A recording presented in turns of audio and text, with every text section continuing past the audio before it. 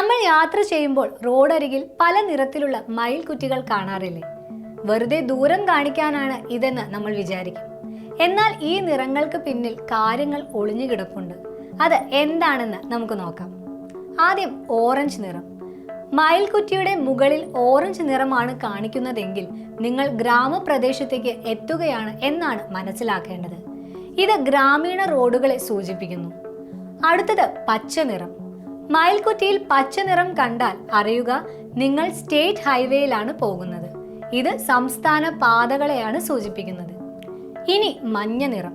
മഞ്ഞ നിറമാണ് കാണുന്നതെങ്കിൽ നിങ്ങൾ നാഷണൽ ഹൈവേയിലാണെന്ന് അറിയാം. മയിൽക്കുറ്റിയുടെ മുകളിൽ കറുപ്പും താഴെ വെളുപ്പുമാണെങ്കിൽ നിങ്ങൾ ഒരു വലിയ സിറ്റിയിലേക്കോ പട്ടണത്തിലേക്കോ എത്തുകയാണ് എന്നാണ് അതിൻ്റെ അർത്ഥം. ഈ മയിൽക്കുറ്റികൾ എങ്ങനെ വന്നു എന്നറിയാമോ? 1000 വർഷങ്ങൾക്ക് മുൻപ് റോമക്കാരാണ് ഇത് ഉപയോഗിച്ചു തുടങ്ങിയത്. അവരുടെ സൈനികർ ദൂരയാത്ര പോകുമ്പോൾ തിരികെ വരാനായി അടയാളങ്ങൾ ഉണ്ടാക്കി. 1000 കാലടികൾക്ക് ഒരടയാളം. റോമൻ ഭാഷയിൽ മില്ലി പോസസ്, എന്നാൽ 1000 കാലടികൾ. ഈ മില്ലിയാണ് പിന്നെ മൈലായത്.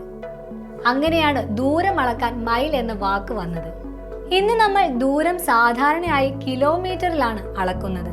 ഒരു മൈൽ ഏകദേശം 1.6 കിലോമീറ്ററിന് തുല്യമാണ്. എന്നാൽ വിമാനം, കപ്പൽ, കാറ്റിന്റെ വേഗത ഇതൊക്കെ അളക്കാൻ നോട്ടിക്കൽ മൈലാണ് ഉപയോഗിക്കുന്നത്.